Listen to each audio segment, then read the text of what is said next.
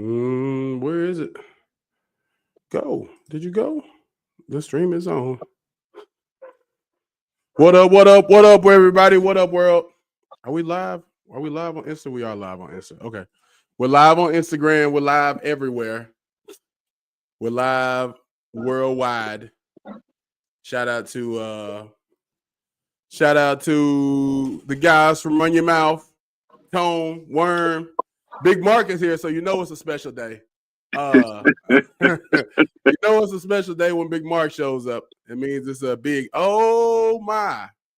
Look, this is sacrifice, ladies and gentlemen. This is what sacrifice looks like. It's either it's sacrifice or it's that he believes that the trends are gonna maintain like every other closeout game. I wanted to jump on. Oh man, yeah. I really do feel like it's going far, but I don't want to jump ahead. No, Mark, you do me a favor. You say that Nick team is the greatest team in the world. Now listen, I'm gonna tell you the truth.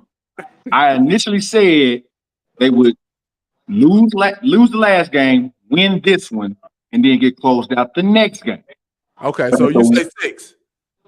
That's what I said initially. But now, after looking how it's going, I'm gonna say Jalen Brunson, Mega Hansen, Johansson Bird. Aces in 5. That's tough, bro. What? Let's see where we at. Have we started yet? Right now, we at 10-5. All right, so it's still time. Is it in Indiana or is it in New York? This is in New York. We in Madison Square Garden. Okay. Yeah, they're not gonna get you. You gotta have some pride about yourself because Mr. Sassy is not gonna let y'all drop game 5. Hey man, I'm at Sassy's. Where were the first two games? Sassy's. Where were the first two games? No. Look, sir. I'm at Sassy's. No. It's ironic you work for Sassy's because I'm thinking about Mr. Sassy, Carl Anthony Town. Oh, no, that's Zesty. Yeah. He's Zesty. He's Zesty. He's Zesty. At least his IQ is getting better than it was in Minnesota. Look, y'all say hello. Hey, will you come here for a second? I'm gonna bring a coworker. We gonna do this the right way. Are they over 25? We got an age limit here. Look, man, they bartend. Oh God! Look, let them. Go next. You go next. So look, I was hoping that you would jump on because I do have to say, I believe I'm with Mark. I think they're gonna close out in. The only reason why you're actually saying the Knicks is because you lost the bet, sir. So the only reason why you're saying go Knicks is because you lost the bet. In case y'all hadn't, operate the right way.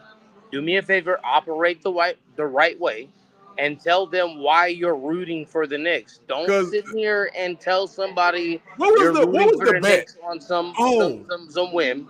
All right, so the bet was this. Look, the man, bet was. I'm gonna go ahead and get rid of this. I'm gonna go ahead and get rid of this. I'm gonna get rid of this. The bet was. All right. I'm gonna show you what this looks like. I'm gonna show you what it looks like.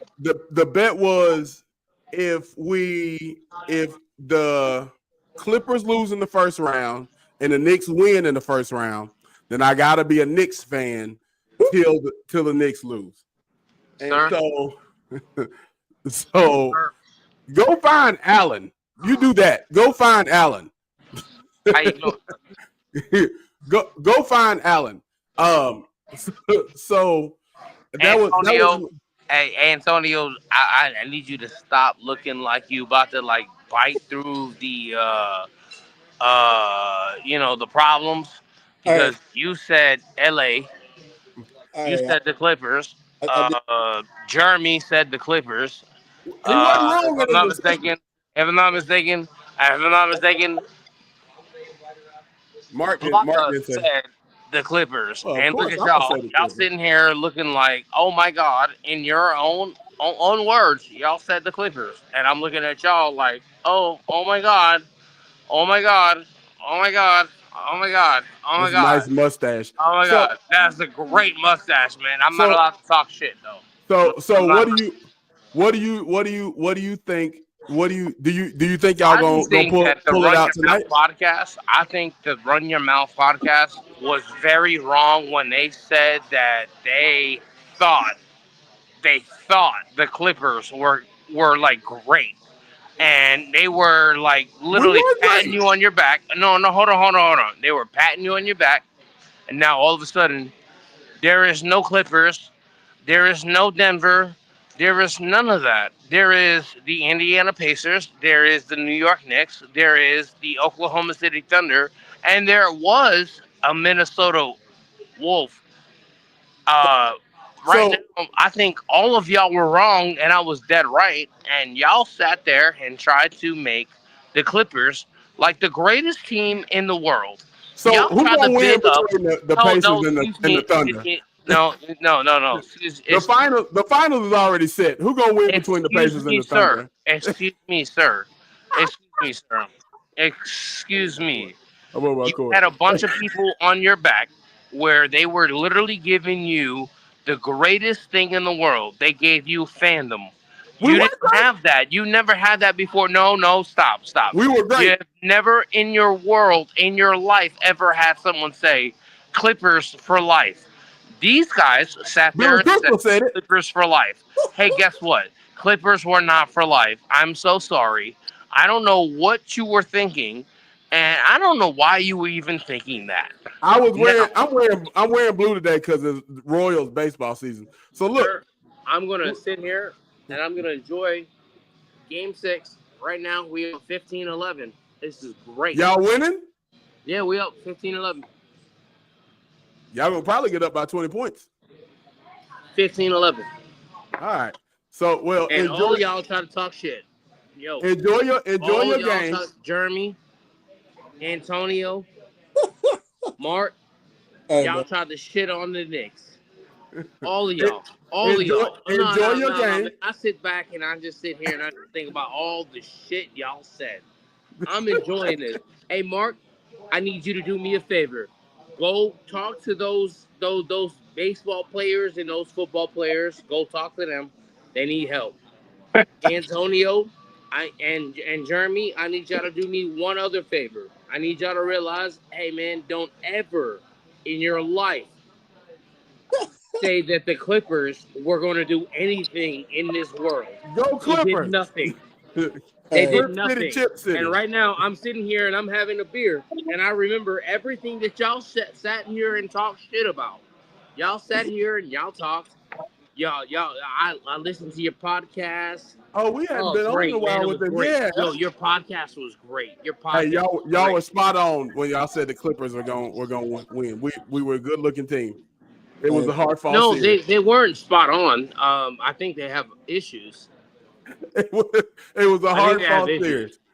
I don't think they actually understand what the realism is about reality. Hey, y'all say hello to the greatest bartender in the world. Her name is Rachel. Go Y'all say find hello. Go find And Allen. by the Go way, find Allen. and hey, look, we can go find Alan all day long. All Alan, right. but you know the song that's playing right now? Clippers for 6. I get knocked down, I get up again. Yeah, next season. All right, man. Enjoy your game. Hey, look. We'll talk to you after the game. I'm gonna sit here and I'm gonna actually talk shit. My man said next year. Hey, man. So look, man. I feel like it's a foregone conclusion. We at what, game 5? I feel like honestly the Knicks gonna probably win tonight, and then probably lose in Indiana in game 6 is what I would predict.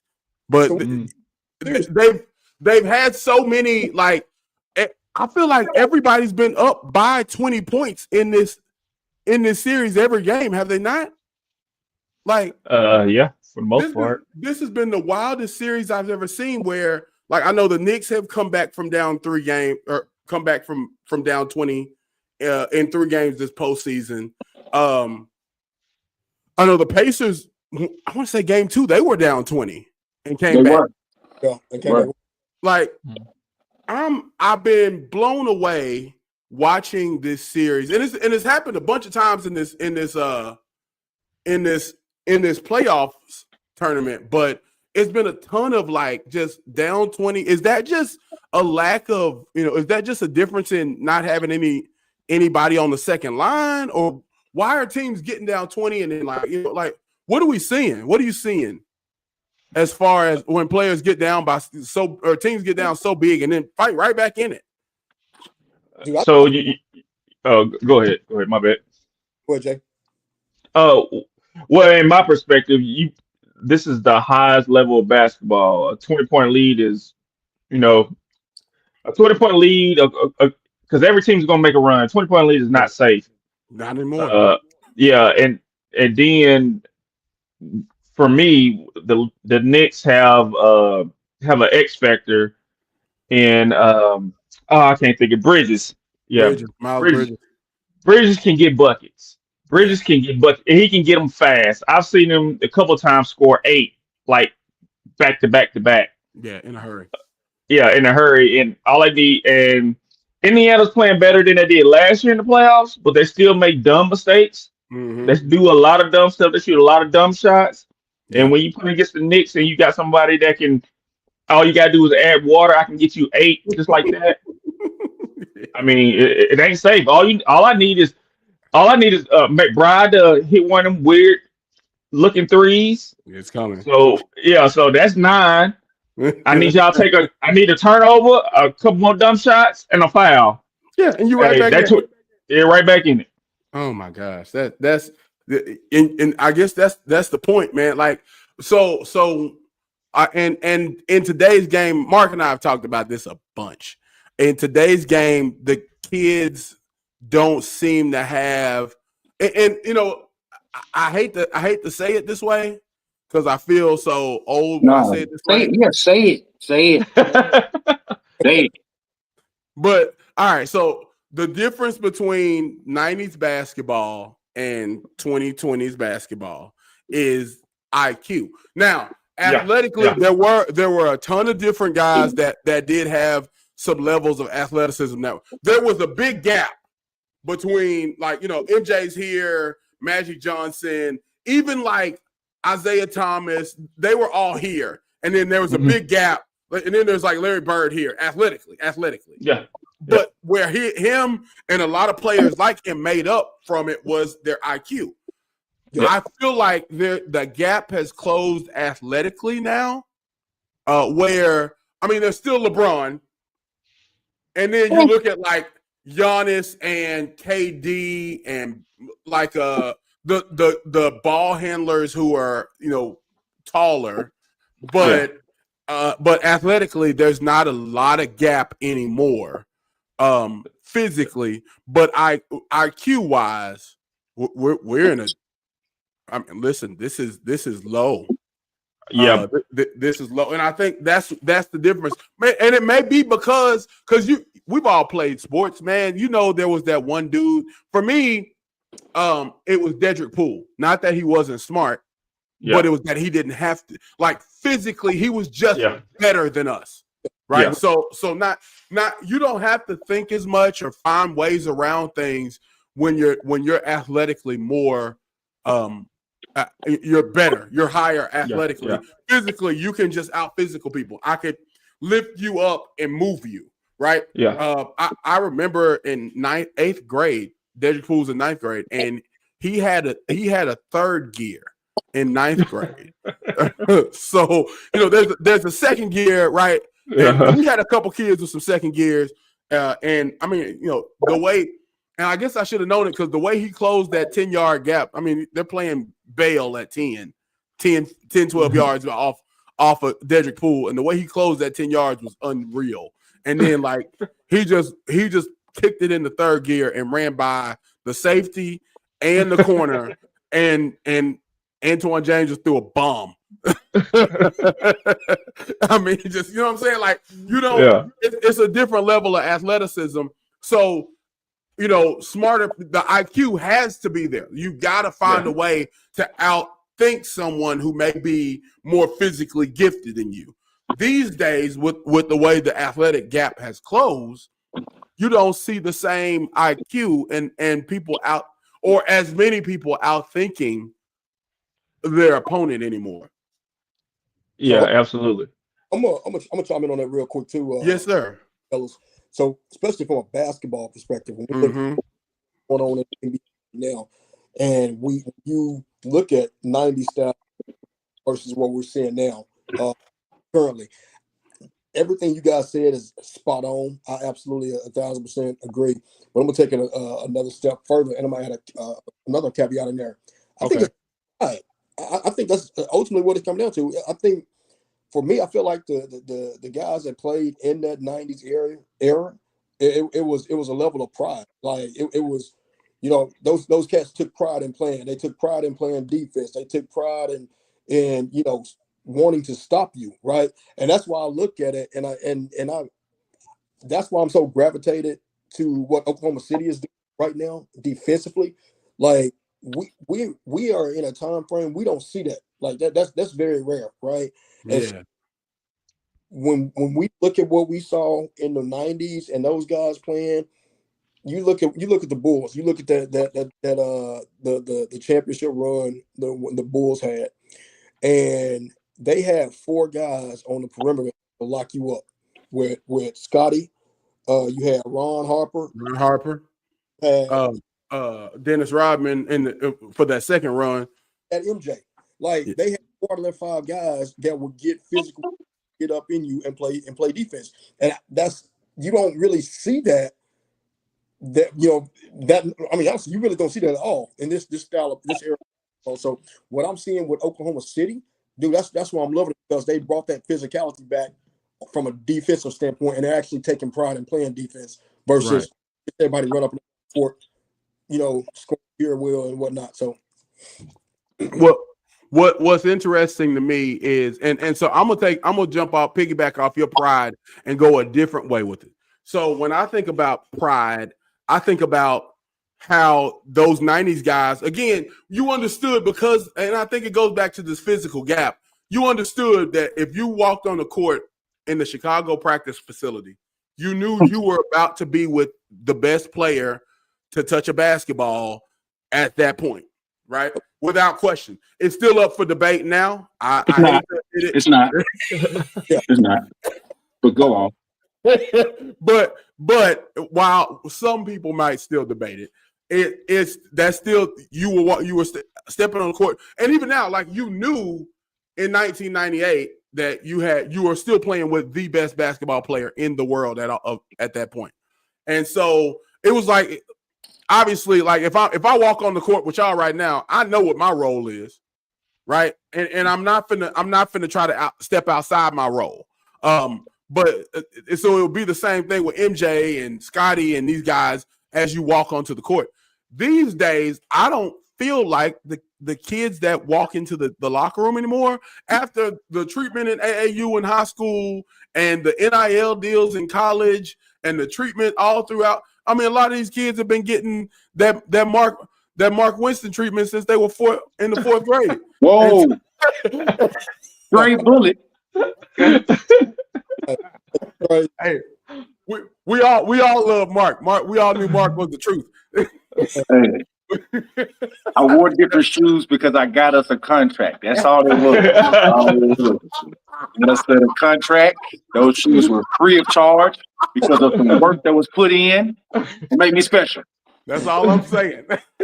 Look. I forgot. Hey, bro, everybody had Nike Shocks. Even I had Nike Shocks, and I was just the manager. And Mark had the Kobe's on. And nobody said a word either. But to that point, when you get that kind of treatment these days, I honestly, and look, I might say maybe kudos to a LeBron for allowing an Austin Reeves to have that kind of confidence and what it's doing for him as a player and what it's doing for the organization as a whole because of it. But Mike wasn't finna do that, bro. No. Ain't no way Scott Burrell was finna walk in and average 17 on the Bulls team. It's just not gonna happen. But it's a different day and age, so that's what makes it that's what makes it so different. Like, and that's why I have to say debatable, because in today's game, Mike wouldn't fly. Mike would look like Kobe did his last 5 years. If you want to know what Mike would look like in today's game, it looks like Kobe did his last 5 years, where he scored a lot of points. They were very successful, but like you get to a point where well, look at Luka. Luka's a perfect example as well. Like that high usage player, and you control the entire offense that wears in on these young kids. They don't see things the same. Before I make this terrific transition that we somehow fell into, any points from either of y'all about the difference in 90s to 2020 basketball? So I want to tie it in really quick, because you initially asked about the 20-point flip-flop of leads and losing 20 points. I'm going to say it goes back to style of play. If you look at it this year, regular season, this was the most three-point attempts for a league average in the history of the league. You look at the playoffs, it's the second most ever, like 35.6. I think that was the 36 in 2019, 2020.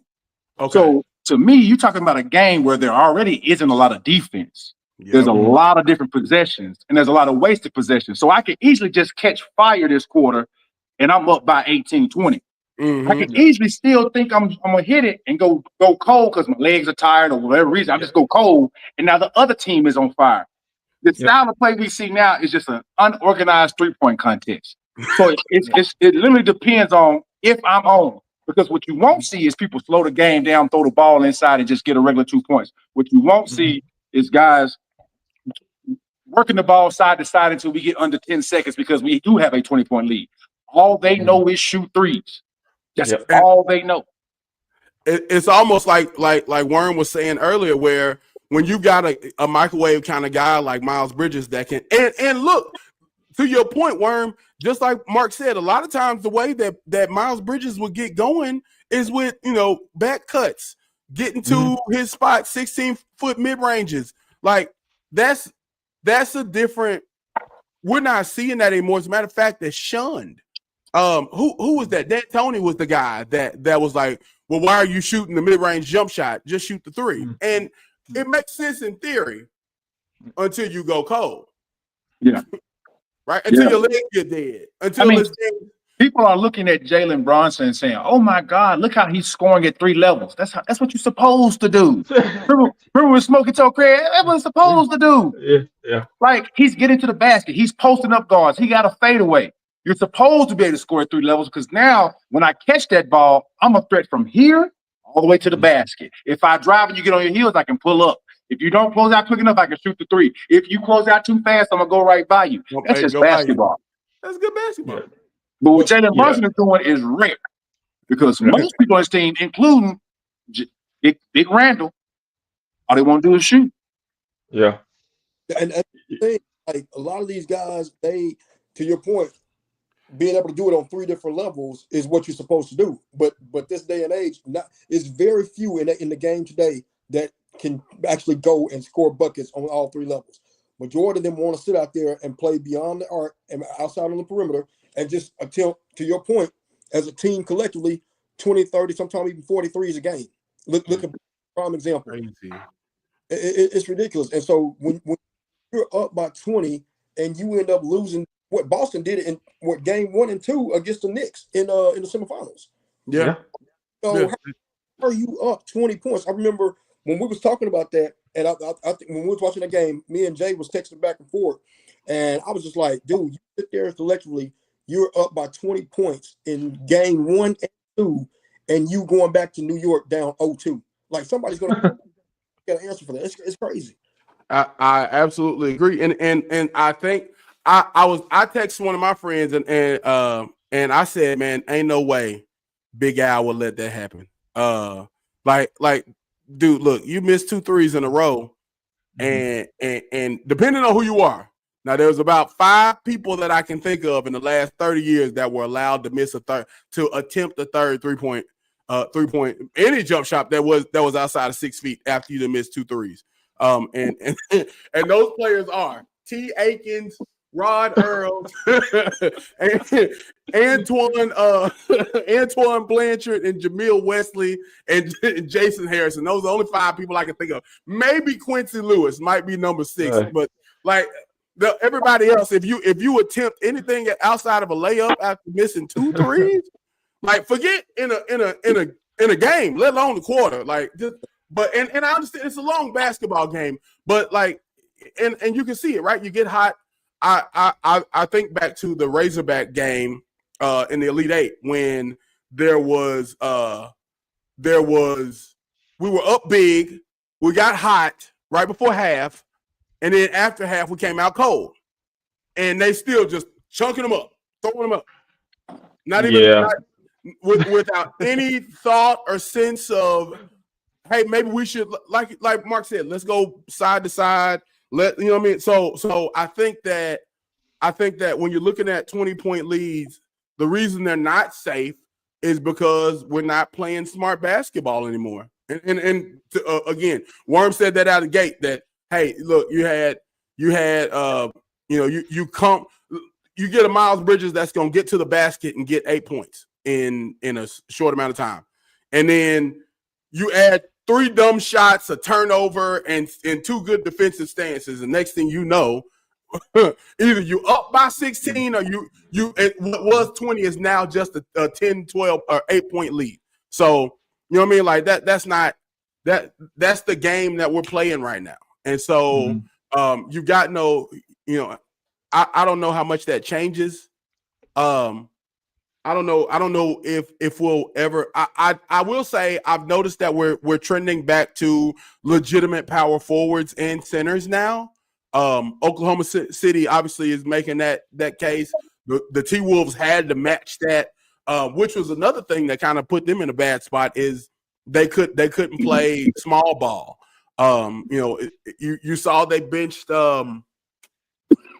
Josh Hart in order to put Mitchell Robinson into the lineup. You know, that's that level of true power forward and center type play is coming back into play. Yeah. Hey, Tone, I gotta ask you though, man, what was my boy Rudy at, man? Hey, see Rudy else? Hey, we had this conversation. Hey, Rudy just out there just getting highway robbery. I think showed up one game. 200 million, boy. I swear. Highway robbery.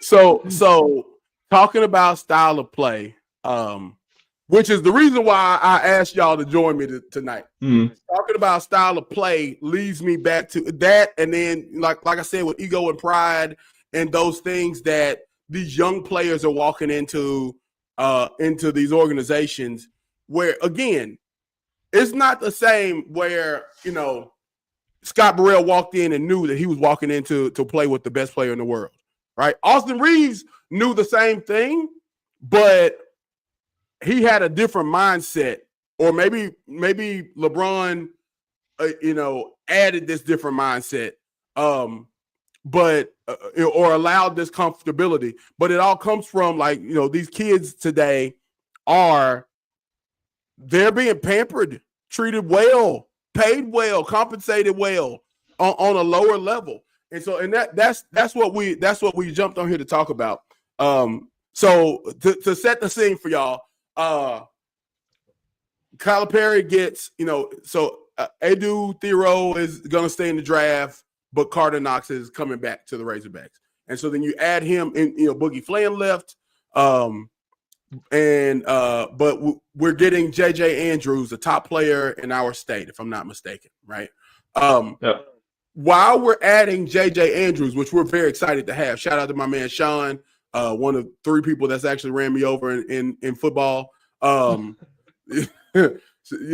out to him. But along with that, I feel like we're missing some players that in-state I think could be really good for us. Especially, I brought it up a second ago talking about how we went cold in the second half of that Elite Eight game. I think it was round of Elite Eight. That we went cold and blew that lead and the chance to beat. I don't even remember what team it was now. But we had a chance. And Mark and I were talking during that game and was like, man, we need a kid that can just give us a bucket. I believe that Jayshawn Hayes could be that guy, but he doesn't fit the mold of what John Calipari wants to have. And so, I was talking with Mark, and I told y'all in that voice note, I asked the question, as a fan base, speaking particularly about the Razorbacks, but we can go nationwide and look at what's happening over in BYU, what's happening in Oklahoma, what's happening in LSU, everywhere. There's a lot of different big name programs that are going after high profile athletes instead of those homegrown state guys. And so my question to start, and Worm, I want to start with you, is are we, as a fan base, should we just be accepting of that? Or does Calipari need to look into those homegrown guys? They may not necessarily be a Cal guy. Cal likes a guy that plays above the rim. He likes, tall, long wing defenders, things of that nature. And it's been that way for a long time. Or we could even go to the football arena where you look at the Alabamas of the world. Alabama's not going after the best players in Alabama. They're going after the best players in the nation. Same thing with Clemson. Same thing with LSU. Same thing with Texas. They're not going. No longer are organizations going after that top guy obviously top guy in your state, but there's some homegrown gems in the state of Arkansas that I think are being overlooked. We talked about Austin Reeves a little bit ago. Same concept. Like, how does he slip through the cracks of I don't know who the coach was. I think it was Musselman maybe. How does he slip through those cracks to get to Oklahoma as opposed to being in Fayetteville? Do we as a fan base need to be okay with that? Do you feel comfortable with that? Are you good with not getting all the best homegrown talent? Yeah, now I am, because NIL. Just like Jay Sean, man, I love that kid's game. He reminds me of like a Melo. Yeah. If you ever watched him play, I've been watching him play a while. Like, he reminds me of a true Melo type player. Like, you're not gonna speed him up. He's gonna get to his spot, but he's not flashy or anything like that. I know he's going to UAPB. Yep. Hey, after that year, UAPB, hey, it's open again. The portal's open again. Now you gotta pay me. Yeah, now you gotta pay me, because you could have got me out of high school. Now you gotta pay me. So for our basketball team, I'm okay with it. Okay. I'm totally okay with it, but because I feel like every year the portal's going to open up, the portal give it, the portal take away. And so I'm okay with football. Football. It's already happening, right? We lost a receiver to Mizzou. He came right back home. So, but there was a lot of talk. Tone, you remember this? There was a talk about the quarterback Kane Archer. Yeah. We're going back and forth. We're like, I don't think he's gonna make it. I don't think he's gonna be no Hawk. We kept going back and forth on this, and sure enough, he signed with UCF. UCF. Yeah. But that's gonna be a good fit for him. It is, and I was surprised Mizzou didn't get him. Yeah, because with the pipeline for the Coach Jones down there, and he's working at Mizzou. Hell, they already been racking up all our in-state talent. Yeah, but for football, football it's more about winning. If you win, they'll come. You ain't really got a chart horse for an in-state kid. Right. Now, here's my perspective. Now, having an 18-year-old former athlete as a father, man, I don't know if I want to plan for Arkansas. I'll just be honest. Like, I don't know if my kid was a top recruit in the state of Arkansas, do I want to go to work and have to fight every day? Do I want to go to a bar and have you know what I'm saying? Like, I don't know. All right. Okay. So you bring up a good point, and So I don't have my son plays soccer and he's only 15, and my daughter doesn't do any sports. Very shocking. That's not traditional of our family, but it is what it. To your point, it works out that way. Now I've got some cousins, and actually, man, in about 2 weeks I'm headed to Fayetteville to visit for an official visit with them. And so and they've already visited Mizzou, they've already visited Memphis and a couple other places, and I'm in the same boat with you. It's like, man, I've never had this situation before, but with all the stuff going on all the stuff going on with the Razorbacks and their program right now, do you want to like? That is me being honest. It may be better. I don't know. Look, I'll have a very good working idea on June the 15th when I get back, because I'm gonna go see the inner workings of it and know for myself. But there's a lot to this game, and like you said with Jay Sean, it's, do we plan to spend 4 years at one program anymore?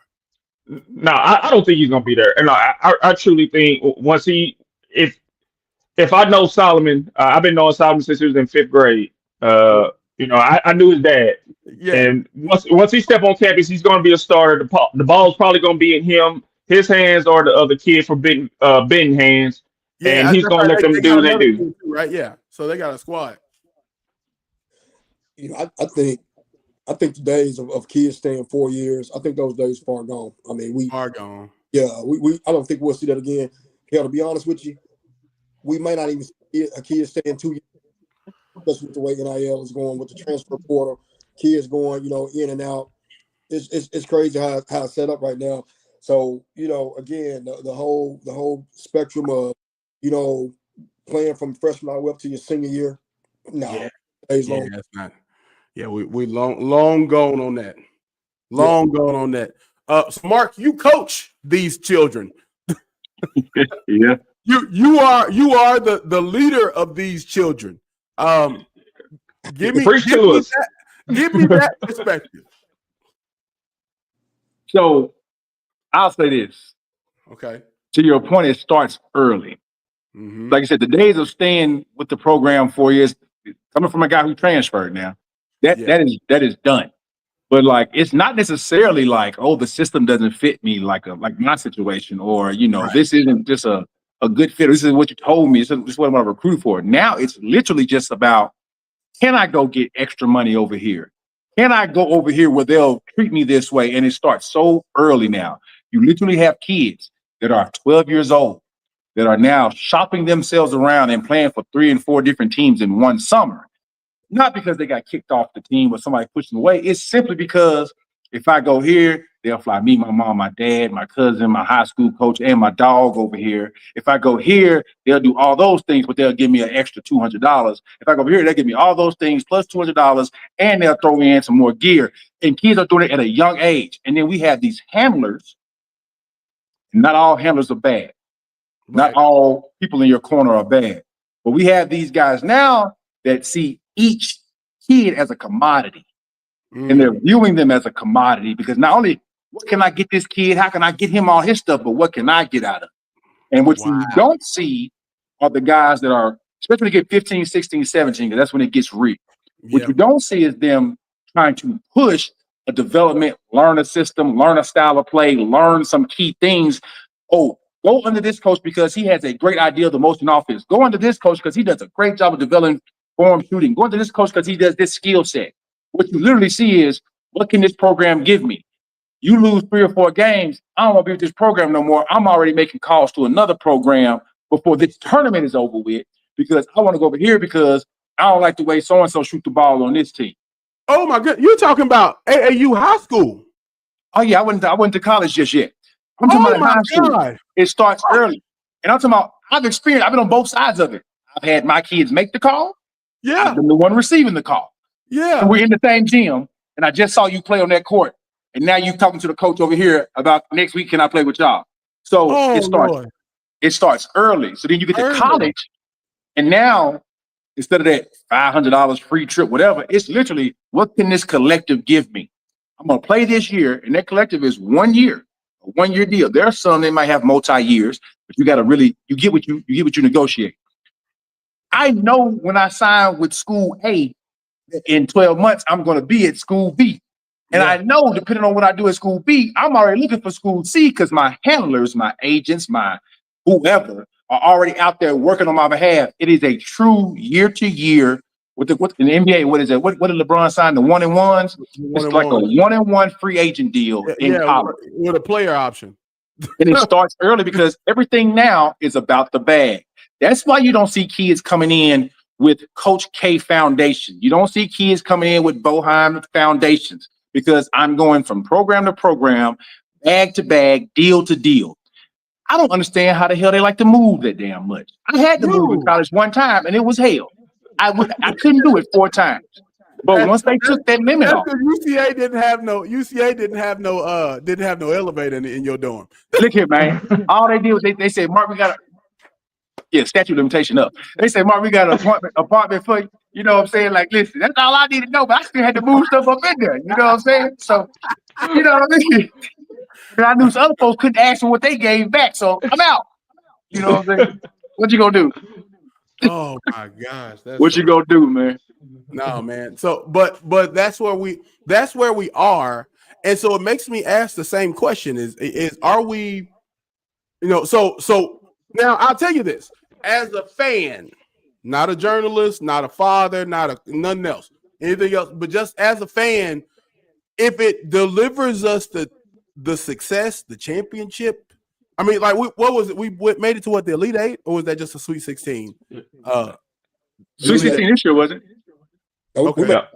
We was one away from going to the Final Four against. You're right. So Elite Eight. Okay, so Elite Eight, and I live with that all day. And now the difference is this, and this is what me and Tone were talking about prior to us getting on air. You think about. Arkansas is a very unique state. There's a few different states that are kind of close to us, but they don't have the same. With us being in the SEC, they don't have the same. It doesn't have the same impact as Arkansas, right? Texas has pro teams. Louisiana's got pro teams. Mississippi doesn't have pro teams, so they're kind of around there with us. But depending on where you are, right? Like, because if you're in North Mississippi, you're near Memphis, and there's a couple pro teams there. If you're in South Mississippi, like you're close to New Orleans, so there's pro teams there. Alabama's close to Atlanta, so you're not that far. We may be the one state that I mean, it's 3 hours to Kansas City, and it's 5 hours to Dallas. That's about it. But like you're looking at, we're in the state of Arkansas. The Razorbacks are the rock stars, right? And so Corliss Williamson, Joe Johnson, Sidney Moncrief, right? Those guys that were homegrown, and JJ Andrews could very much be that next guy if he wants to stay 2 years, right? Which hopefully we can get that out of him. But you look at those guys, they could run for mayor because they put on for the state. Ronnie Brewer is another example. That's what I was thinking of. Ronnie was another homegrown guy that was also and Ronnie is the king of Fayetteville without question. Hands down. All hail King Ronald II of the Brewer clan. Because that's what I'm saying. You homegrown and you put on for your state. That's no longer a thing anymore, bro. Nah, we're not even in that mode anymore. It's amazing to me. And so, if as a fan, I'll say if we get more of the Sweet 16s, Elite Eights. Hey, maybe we make a Final Four appearance. As a fan, I can accept that from Calipari. Even if, to be honest with you, I hate to say it this way, but I'll look back 20 years from now. Let's say he stays here 10 years and we make the Sweet 16 every year, or 8 years, and we make 2 Final Fours, and maybe we lose in the championship game by 3. I'll look back 20 years from now and be like, damn, that was a good run. You know what I mean? Like, and then hopefully somebody, carries it on for us. I can say I appreciate Musselman putting Arkansas basketball back into the spotlight. I can appreciate Cal doing the things that are putting us into that, continuing us to be in spotlight. In the 90s, y'all know that. Y'all old enough to know, it's like I am, that our 90s run was crazy. And if we could get another run like the 90s, yeah, I'll take that. I'll take that as a fan. You know what I mean? But like, I love the homegrown guys. I feel like we're missing some pieces, but if we get, I guess all in all, I'm fine with it if it works out. But if it don't lend us to to run after run after run, you got to reach back and ask yourself, what is are the homegrown pieces necessary? I'll say this: I don't think the top teams are worried about homegrown besides getting the top guy in the homegrown. So what you have now with Calipari is different. This isn't just Arkansas basketball. This is Calipari basketball. It's like Memphis wasn't Memphis basketball. It was Calipari basketball. Same thing at UMass, Kentucky even turned into Calipari basketball, because you understand when you get Calipari, that we're no longer just trying to compete and we hope we can land this guy. Calipari is going to come in, sit on your couch, tell you how many dollars he has in NBA contracts, and then he's going to walk out and say, you make the choice. He's going to call you up to the Bud Walton on your visit, take you to that top room, close the drapes, give you a 7-minute conversation where nobody knows what he's saying. And when he opens the drape, all you'll see is a handshake, because Calipari is different. So he's going to name the top guys. Calipari might not win no championships. But what Calipari is going to do is give you those top guys you see on ESPN, Slam, and all that. And that's going to put butts in the seats, because everybody wants to say, we have AJ DeBanster. We have Darius what's my guy's name? A-Cup. We have Malik Thomas. And I want to go see them play. Now, they're going to compete. He's going to get 20 wins. He's going to make a run some year. Fans will be okay with that because it's exciting and he's winning. The problem with homegrown is people don't care where you get your talent from. You just got to win. Look at Michael Anderson. Mike Anderson's a guy I've been knowing my whole life. And he got there 2011, 2012, 2013. He had Ty Madden, he had Alandis Harris, he had Fred Gully. He had a number of Arkansas guys, but he wasn't winning. He wasn't winning. So those fans don't give a damn about that homegrown talent if you ain't winning. They want to win. They want to go to the country club and say, hey, buddy, you see we kicked your butt over there, Auburn, hey, Tim, we got you last week. That's what they want to do when they fly in the rain. Don't care about the home. Now, if you're not winning with guys who are out of state, it's worse than not winning with guys in state. Right. That's the Arkansas States of the world before the last 2 or 3 years. That's the UAPBs back when Coach Ivory was there. Those are the guys that if you're not getting in-state kids and you're losing, it's a problem. If you're going to lose, you better lose with some guys we know. Yeah. Somebody I can shake hands with when it's all over with. That makes mad sense, Mark. Mad sense. Yeah, I would say I hate must coaching. I'm be honest with you. I can't stand it. I hate it, but we were winning. And I let a lot of shit slide. Like I was quiet, but I can't stand the way must coach. There's no way in the world I could. I'll say it like this: there's no way that I could play for must or have someone I care for play for must and you lose. Right. Because ain't no way. But yeah, I let a lot of stuff slide. And you're right. You're right, Mark, man. When Coach Anderson was here, man, he had a lot of homegrown talent. I felt like a lot of development was left on the table. But man, I gotta see all my favorite in-state players play together. But he couldn't get over couldn't get there. Just couldn't get there for whatever reason. Where else would Anton Beard go where the ball is in his hand and you run the show? Yep. Yeah, exactly. 5'10" point guard. No, you're absolutely right. Yeah. But he did his thing. And think about it. When you can get a Bobby Portis in, and you got a true big, and you got your point guard and your big, your starting point guard and big are from not only just Arkansas, they're from Little Rock. Yeah. And then you have a little success. I mean, you got spanked by Kentucky, but everybody did. You got a little success. Now the fans are all on you, but then you come back and you lose that next year, and it's like, get out of here. Yeah. And it is, we know how Arkansas fans are.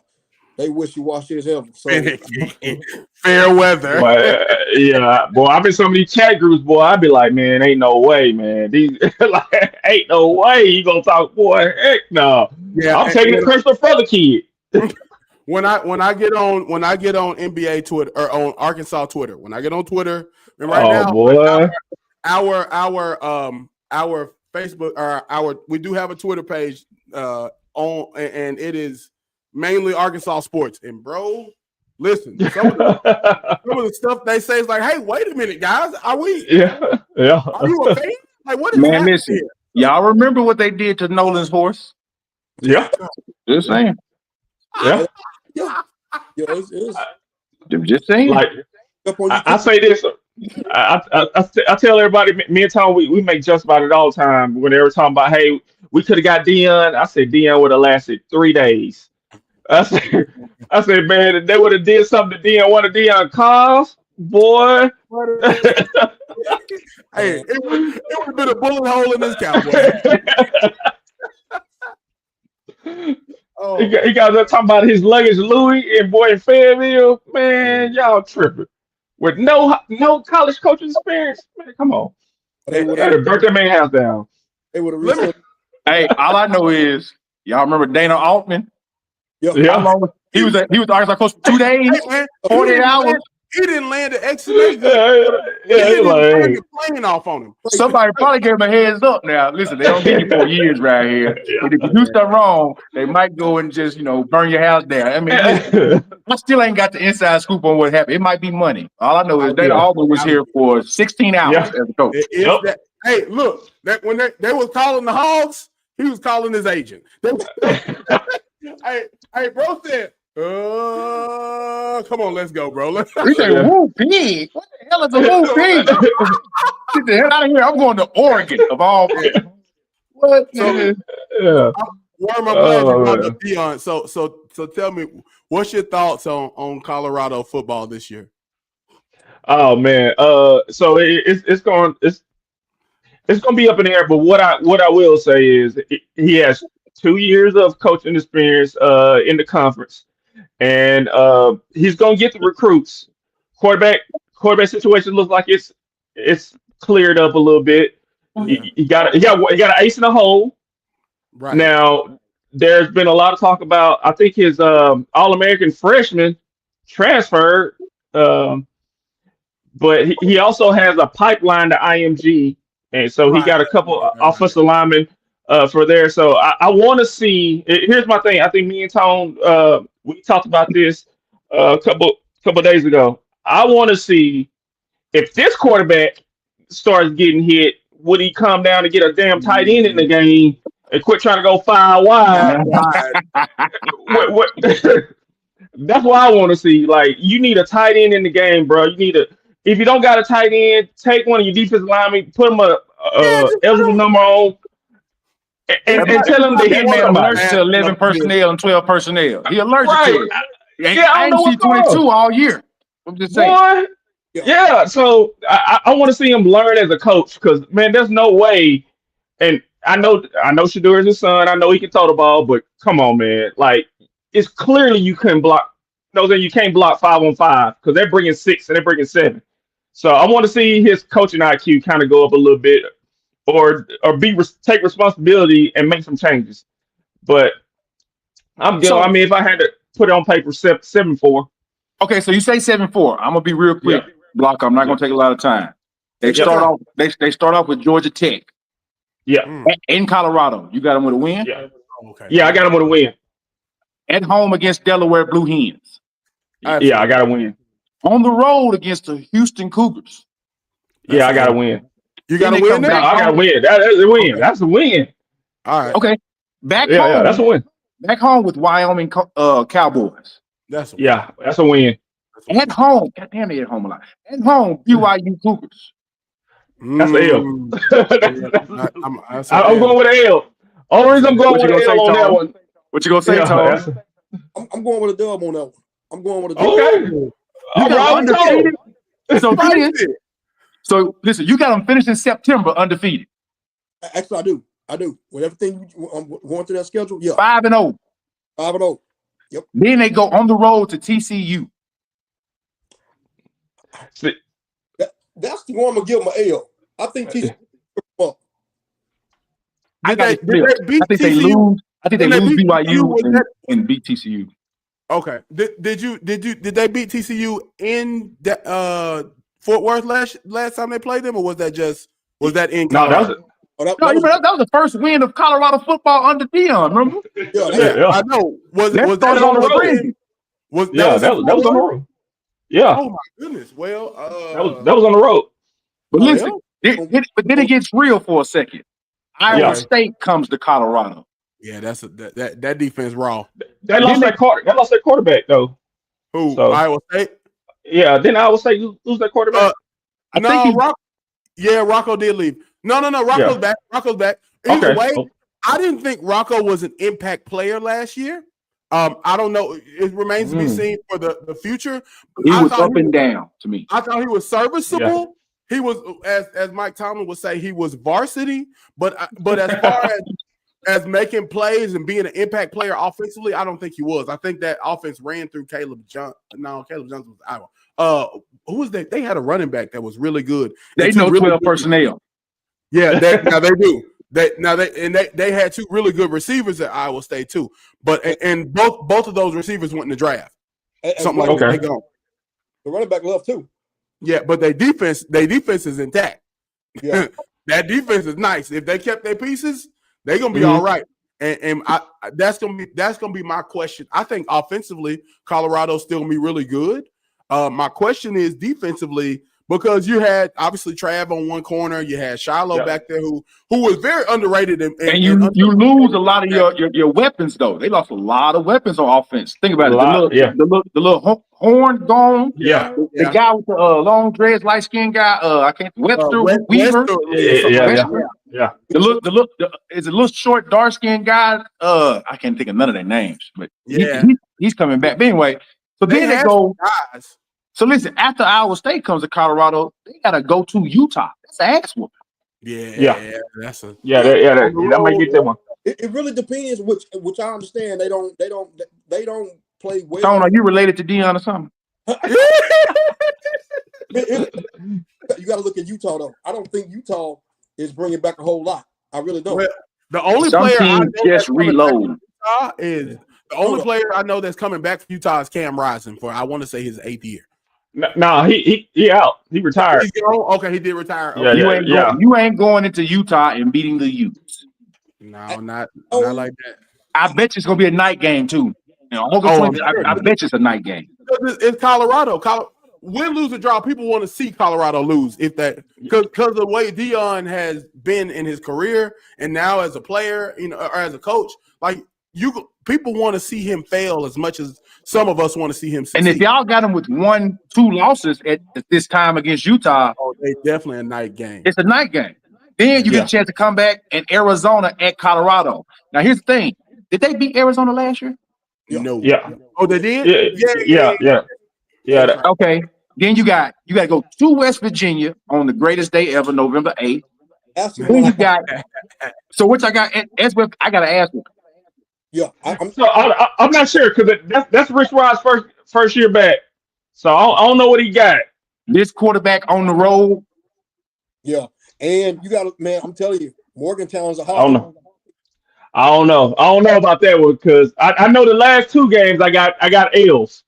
I got them written up. So Arizona State and Kansas State. Yeah, I got L's on those. I'm gonna be honest with you on those. Both of those I got L's. Because I think Kansas State kind of figured out what they need to do. And they look like they're doing the same thing they did last year. I've been watching a little bit of their spring. They run the ball even more. I'll leave it at that. Here's my question. I'm going to backtrack really quick. Is Georgia Tech, I know they started opening that ball up, but they still run that option.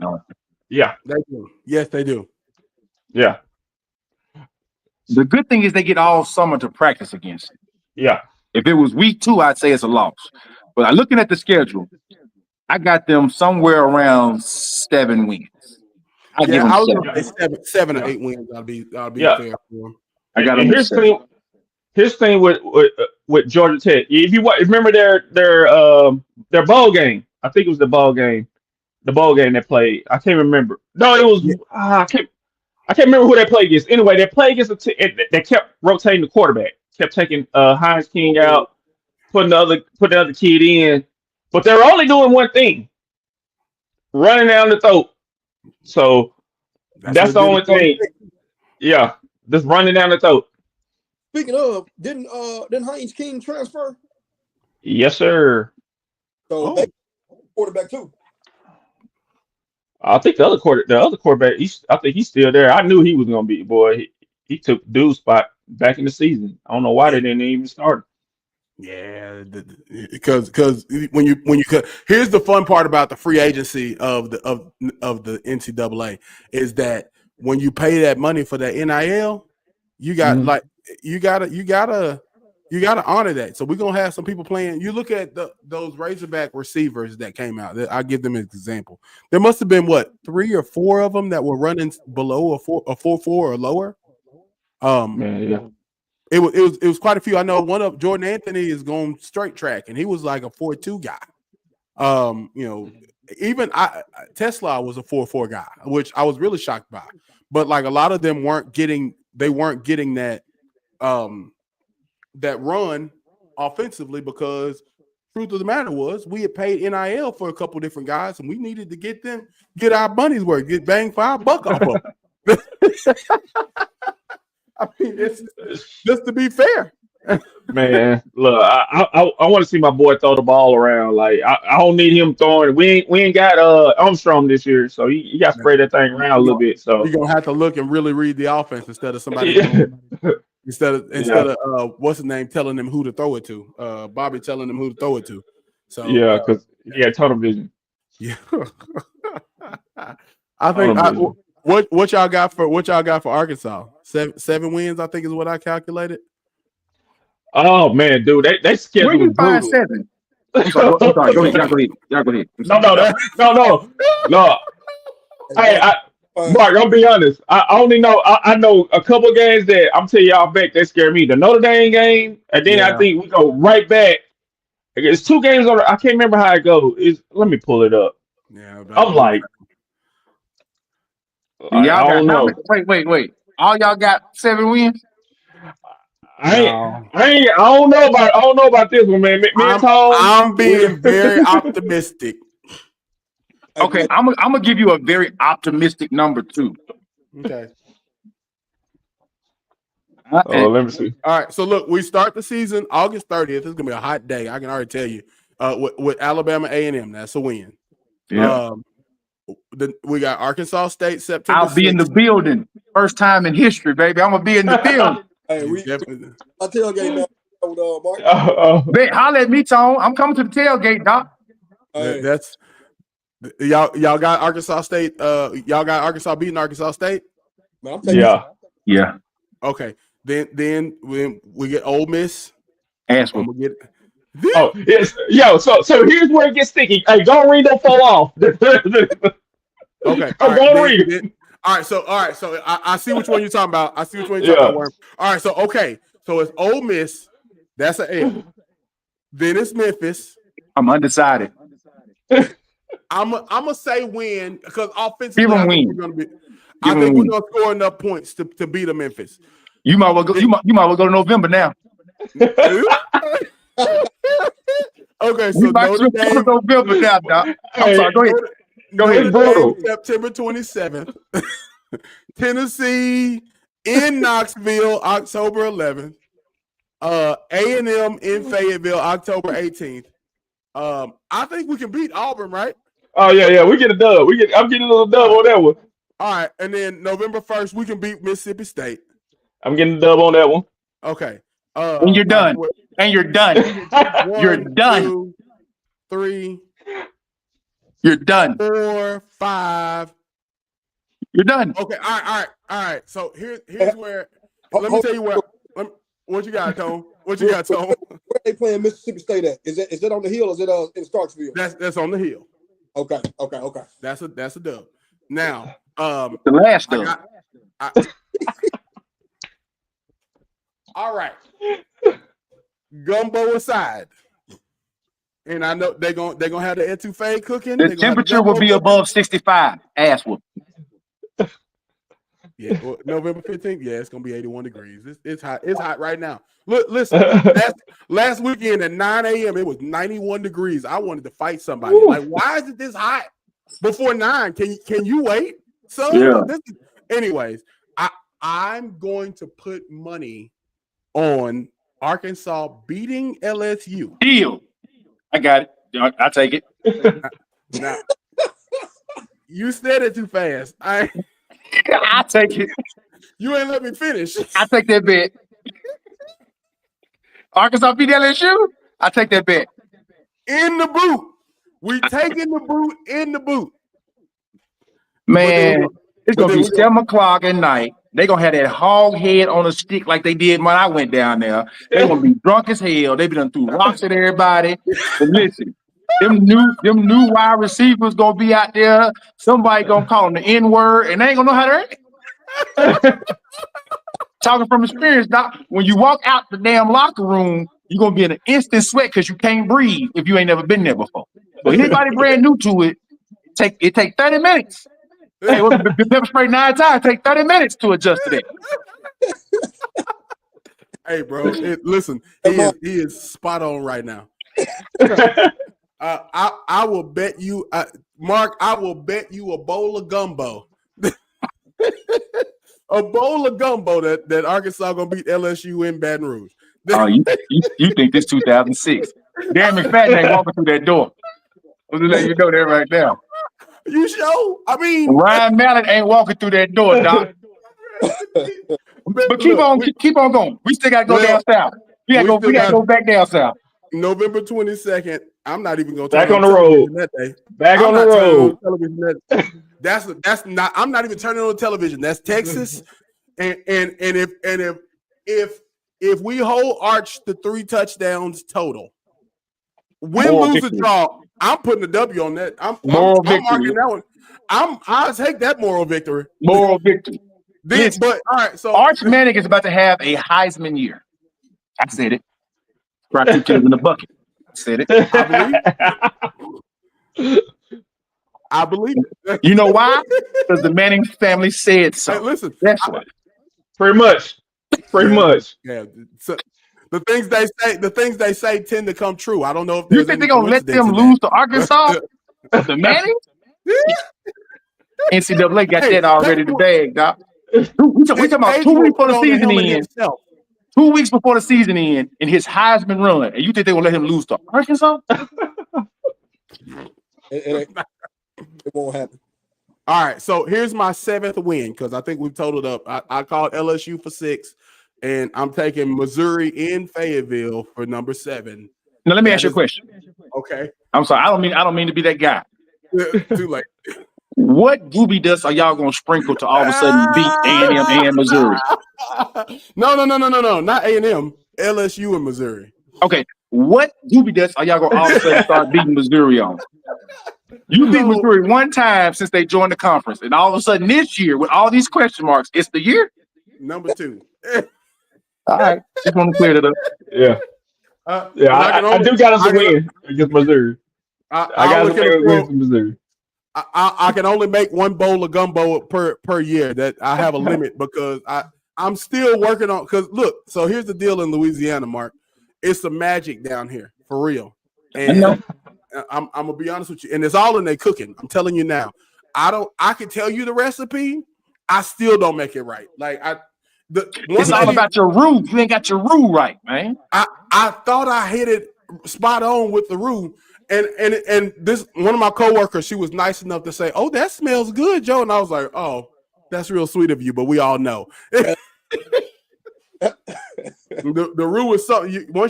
If you master the roux, which in order to master the roux, by the time you finish mastering the roux, you're gonna start talking like Farmer Fran, like the dude from Waterboy. Oh yeah, you gonna sound just like Ed Ogeron every time. I swear, like them the only people I trust to cook. If that lady don't sound like Ed Ogeron, I don't want none of your gumbo, ma'am. You can pass that to somebody else. I'm cool on that.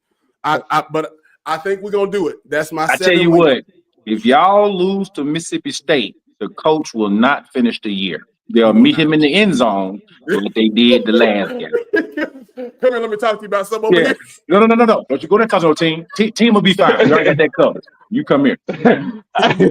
You gonna go to the left side of the walkway, not the right side of the walkway. You watch the lose Mississippi State, which I think is possible. Man, listen. Listen, here's why I say that. I got you going through a gauntlet of Notre Dame, Tennessee, Texas A&M with 3 losses. I have you losing to Auburn, and then if you lose to Mississippi State, you're talking about 1, 2, 3, 4, 5 in a row. That's Listen, ain't that offensive coordinator still there that they really like, but they can't say out loud that they like, that they really want to be the coach, but they can't say out loud they can be his coach. They can't say his name, right? He's still over there. Lose 5 in a row. Lose 4 in a row. Yeah, it'll be a different buzz around here. They're not gonna find the third loss. They just gonna move Bobby into the office with him. Mark, that hit gonna be balling really, really bad. Unbearable pain. I just don't see enough certainty. Now, could they go out and ball? Yes, they're going to be a little bit young. Listen, unpopular opinion. I know a lot of people say, Mark, you hating you, whatever. I don't think the quarterback is a quarterback. I think he's a peewee guy where you put your best athlete back there and just tell him catch it and run. I don't. Tyler Green, is that the name? Tyler Green. Taylor Green. I watched him up close and personal a couple games. He's not a quarterback, Doc. He's an athlete. He's not a quarterback. Yeah. He looks to me. He looks like, and this is what I hate, because I wish I would have watched more of his games at Boise, because I think he got benched at Boise, if I'm not mistaken. Yeah, I might be wrong. Yeah, but he looked like a deer in the headlights. Like it's okay. Like, you know, I play ball. I was out there as a freshman. I look like a deer in the headlights. But at some point, my heart rate came down. Yeah, the lights got okay. Yeah. Like, okay, these lights ain't so bright. But every game, besides a couple of them, he looked like, what the hell am I doing out here? Like, this is not what I want to.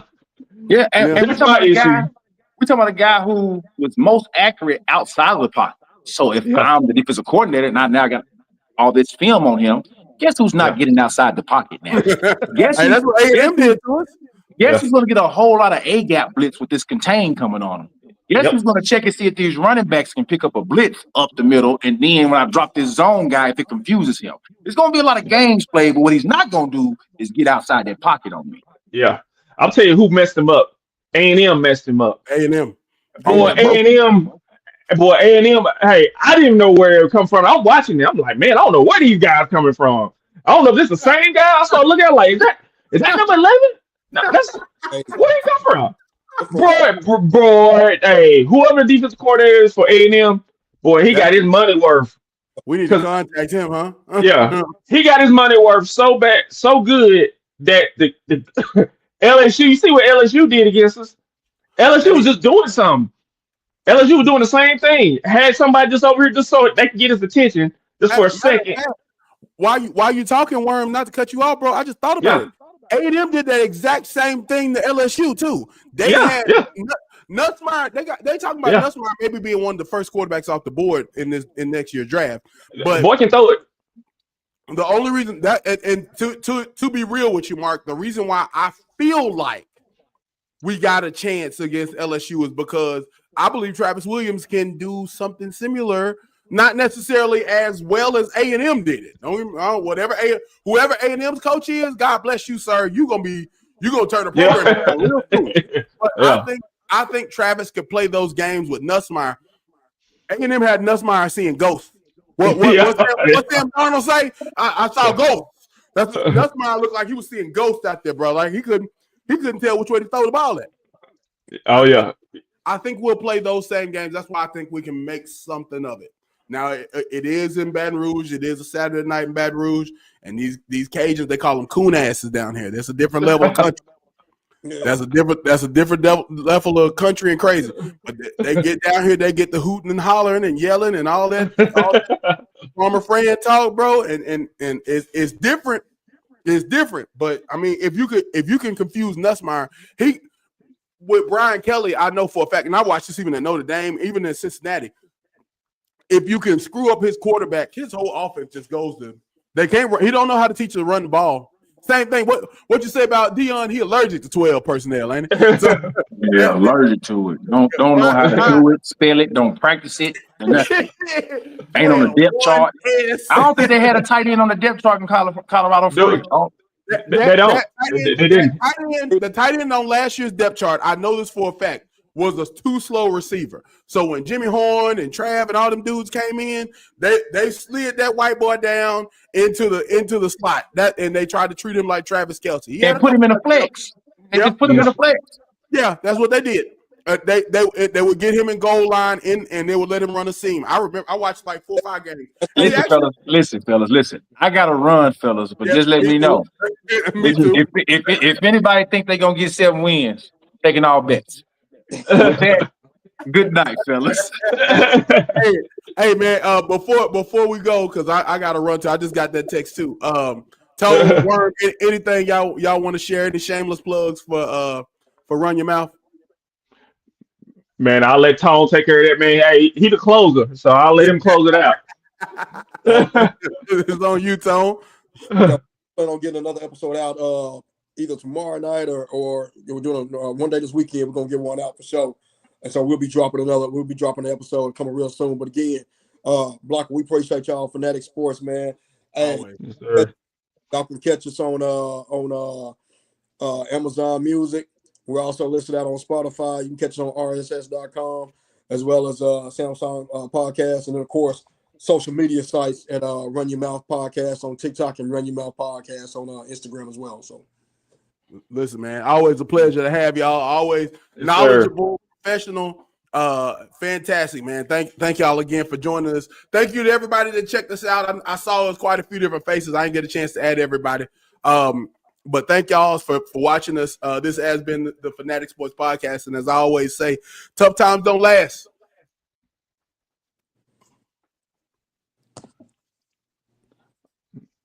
All right.